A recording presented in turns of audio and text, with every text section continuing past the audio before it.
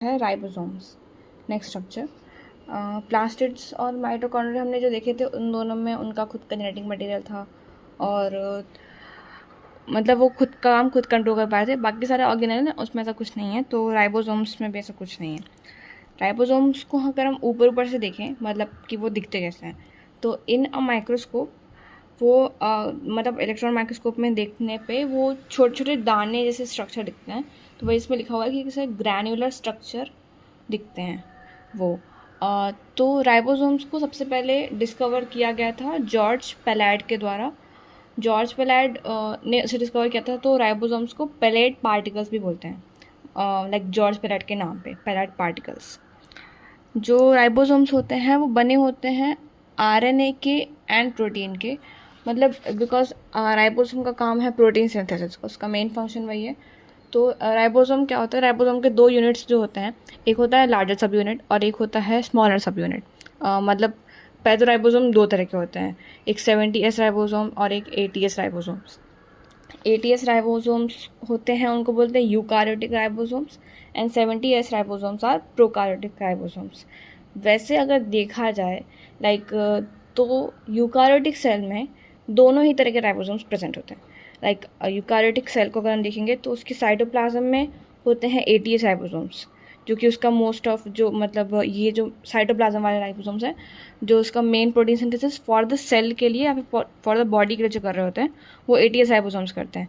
जबकि जो 70S ribosomes हैं वो हमने से माइटोकॉन्ड्रिया और प्लास्टिड थे, मतलब इन प्लांट्स प्लास्टिड प्रेजेंट होगा और ये एनिमल्स में नहीं होगा। तो माइटोकॉन्ड्रिया एंड प्लास्टिड्स में 70S होते हैं और साइटोप्लाज्म में 80S। तो ऐसे ओवरऑल देखेंगे तो यूकारियोटिक में दोनों ही हैं। बट प्रोकारियोटिक में जो राइबोसोम्स होते हैं हमने डिस्कस करा था कि वो सेल मेम्ब्रेन के पास होते हैं और प्रोकारियोटिक राइबोसोम 70S होते हैं। उसके दो यूनिट्स 50-30S एंड जो हमने यूकारियोटिक अभी पढ़ा है 80S, उसके दो सब यूनिट्स होते हैं which are 60S and 40S। तो 60S मतलब बड़ा सब यूनिट, 40S मतलब छोटा सब unit of the 80S ribosomes. तो जब मतलब राइबोसोम करता क्या है, एक जब mRNA होता है, नहीं पहले जो DNA होता है, DNA पहले कन्वर्ट होता है दिस RNA में, उसको बोलते हैं ट्रांसक्रिप्शन प्रोसेस। फिर RNA लाइक यूकारियोटिक में तो RNA मैच्योर नहीं होता है, उसमें और कुछ काम करके तो जो मैच्योर mRNA बनता है, मैसेंजर RNA, उसको ट्रांसलेट करना पड़ता है फॉर प्रोटीन सिंथेसिस, और उसको ट्रांसलेट करने का काम ही ये राइबोसोम करता है।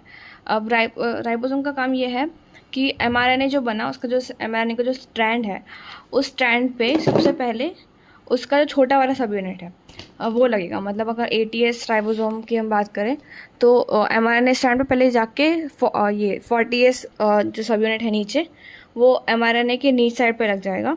उसके बाद जो बड़ा वाला यूनिट है दैट इज़ 40S, वो उसके ऊपर आएगा एंड देन ट्रांसलेशन का प्रोसेस शुरू होगा।